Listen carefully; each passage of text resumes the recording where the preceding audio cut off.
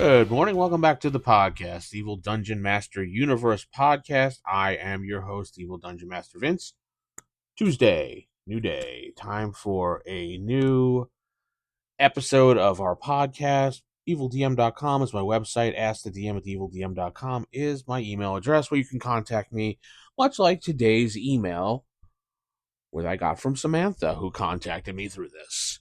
Samantha is a listener of the podcast and a follower on YouTube. I think she listens to it on YouTube, though. I think I've seen her name before.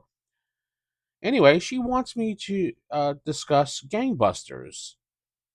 Her email is, let me just pull it up here. You spoke about playing a detective in the 1930s. I thought it was an interesting episode and how you use the cinematic universe unisystem RPG for Angel, the role playing game. Have you heard of Ghostbusters? Yes, I've heard of Ghostbusters. Have you heard of Gangbusters? It's during the same time period that you were playing, but it's mostly using like a mobster atmosphere. Tell me what you think, Samantha. I have played Gangbusters. I am aware of Gangbusters by TSR. I did have the original book. Not There was a box set and a book. I had the original book. I don't even know where it went. I remember I had that when I was a kid, and we played a little bit of Gangbusters, but no one was really into being a gangster in the 1930s or the 20s, the Roaring 20s, the Dirty 30s, I guess they call it. Nobody was really interested in playing it. I could never find anybody to really play Gangbusters. We played one or two. I vaguely remember playing one or two adventures for Gangbusters. It was a really easy game to play. I mean, it was kind of like Chaosium's Call of Cthulhu. It's percentile dice, roll under. Now, I know Mark Hunt got a hold of the licensing for the game and revamped it so you can play it a little easier now. He made, I'm looking at it, BX version using basic expert rules, made it more in line with playing like D&D, so it's easier to, I guess, as he says, to play.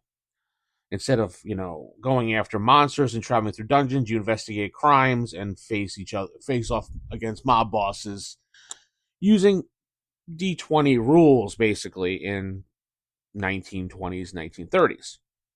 Have I played this edition? I don't think so. I think the one time I played it recently when I was at a convention was a couple years ago, and I believe the person who was running it was using the original system rules, not BX.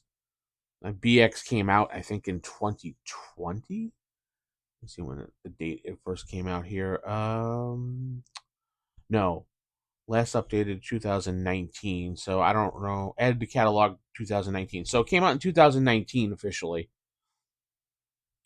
And yeah, probably 2020 would have been the I may have played it at the convention. I'm not sure. I'll have to take a look at it. It's only $4.99 a PDF, but it's also another good time frame period to play in, and it has a lot of good material to mine if you just want to play a detective noir game. It has all the lingo, it has all like little things. There's tons of modules that he had actually put out. It looks like in source books for playing in the 1920s and 1930s. So it's a good idea to pick it up. I mean, the games is I think it's a fun game. I like the time period of Al Capone and Pretty Boy Floyd and Ma Barker, Bonnie and Clyde, things like that. The Untouchables, Sam Spade, Detective, Philip Marlowe, and Mike Hammer. All those guys were during that time period, and it's a fun time period to play. And nobody really likes to play that, and it's kind of sad. I don't know. But yeah, it's a good game. If you have a chance to pick up want to pick up Gangbusters and you can't find the original, which is way too expensive if you look on eBay, I suggest picking up BX Gangbusters. It's only $5, so you can, and probably there'll be a sale sometime soon, and it'll be on sale if you don't want to pay the $5. And or you could buy the softcover book for $20. I think there's a deal for it right now. Yeah. if you do 19.99 PDF and soft cover together, as opposed to just buying the soft cover for $20. So he has it on sale for a little bit of a discount if you get the two of them together. So why wouldn't you? It's something to look at and something to play. Uh, that time period is definitely a lot of fun to be in. I think one of the major issues that people had with Gangbusters is they really weren't thinking outside the box for the game and only thinking about how it's called Gangbusters and it's just mafia wars and just being criminals. I mean, you could play the game as a reporter. You could play the game as a detective, obviously. You could play the game as anything. It doesn't matter. You don't have to be a mobster. You can be investigating things, for crimes, for murders. A newspaper journalist looking for a story. There's so much that could be had for that time period because things were a lot more simpler then. And I maybe because people don't like the simpleness of the time period. I mean, police didn't have radios in their cars in the 1920s, so they'd have to use the police box, to call in into headquarters or call into the station or dispatch, whatever they called it, to report things. Uh, so there's that. I mean, there's no cell phones, there's no TV, there's just old time radio for entertainment. And to get news reporters, when they had to do a story, they would write it down and then run to one of the phones to call in the scoop that they had so they can get it into the paper that day.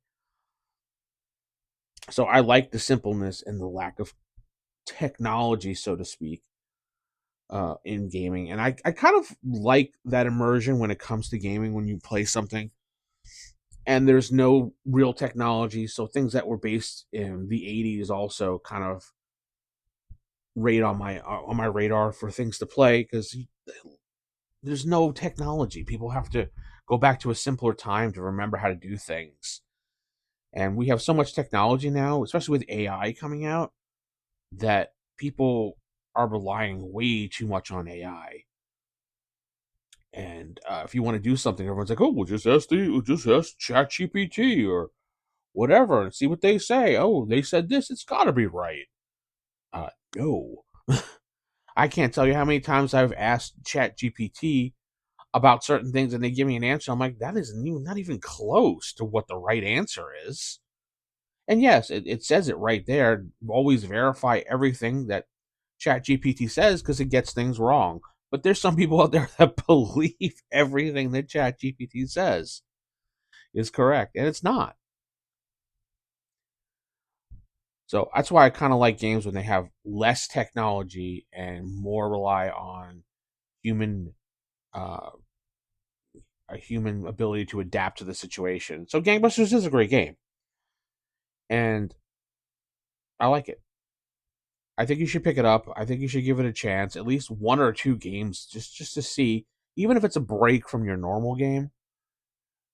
Make it a game that if some people don't show up, you hand your players out some character sheets, pre-written characters. You say, hey, we're going to play this tonight because we were missing 2 to 3 people, and just have fun. Maybe people will enjoy it. That's how a lot of times we learned games. Is people didn't show up, so the GM just basically just handed us character sheets and said, "Here, we're gonna play this tonight." And most people, will get it. Like, I want to play D&D or I want to play Turtles or whatever we're playing. And then by the end of the night, it's everybody's having a great time. So just try it and see what happens. All right, with that said, I'm going to head out. Thank you for the question, Samantha. If you want to ask me a question, ask the DM at evildm.com. TheEvilDM.com is my website, and YouTube.com/TheEvilDM. You can follow along this podcast there. Don't forget to rate it and like, comment, subscribe to wherever you're going to listen to this podcast. Keep it original, keep it old school. No clickbait, no drama. All gaming here on this channel. Good night and God bless.